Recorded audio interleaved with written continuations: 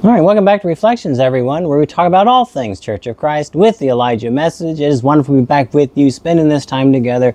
So we've been talking about testimonies, and I want to talk about the testimony of the scribe Otto Fetting that he had written.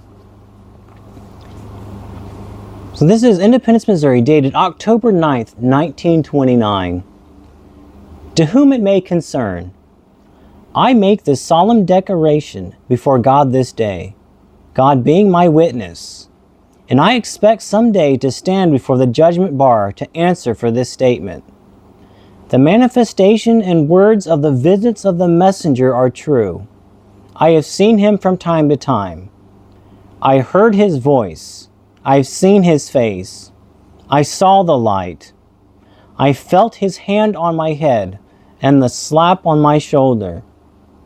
I was enwrapped in that wonderful heavenly and divine power, and the words that I have given you are not my words, but the words God sent by John the Baptist. I want to make this statement so that everyone may know that this is true. It matters little what will become of me hereafter, but I cannot, nor will not, deny the things that I have seen and heard from the heavenly messenger, as long as I have my right mind, and God gives me life and his grace to endure here on the earth. Others may make statements about me, but I want this to be understood that this statement is true, and I shall abide by the advice and instructions given by the messenger, regardless of what men may say. Signed, Otto Fetting. What a beautiful statement. And he never went back, as many of these witnesses, the 3 and 8 witnesses, the 4 witnesses, Otto Fetting, William Traves, Norman Lyles, never went back on their testimonies. So I want to read the passing of Otto Fetting. Otto Fetting entered into his rest at 1:53 a.m. Monday, January 30th, 1933. He had been failing in health for over a year, but became very ill one week before his death.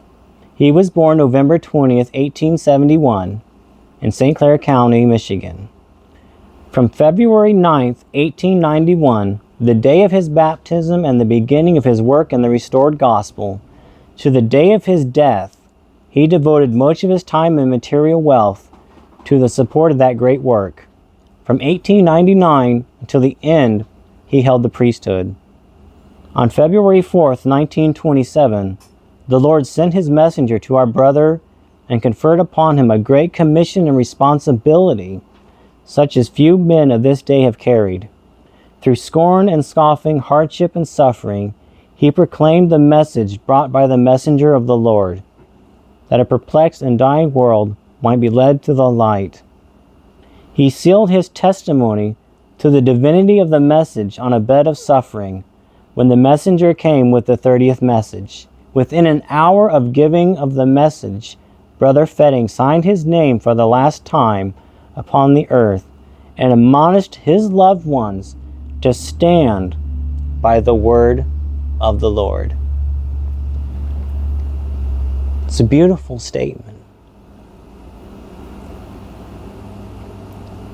And when I read the word of the Lord brought to mankind by an angel, I can give you that testimony. That testimony that this is from heaven. That testimony that John the Baptist visits this church, the Church of Christ, with the Elijah message, that we to give you the messages, and that's our responsibility. You know, our responsibility as Elijah message saints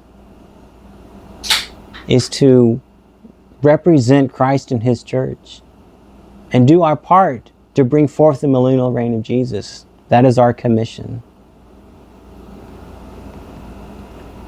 My brothers and sisters, it's been wonderful spending this time with you, thinking about these things, reflecting upon them. And until next time, I invite you into the Elijah Message House.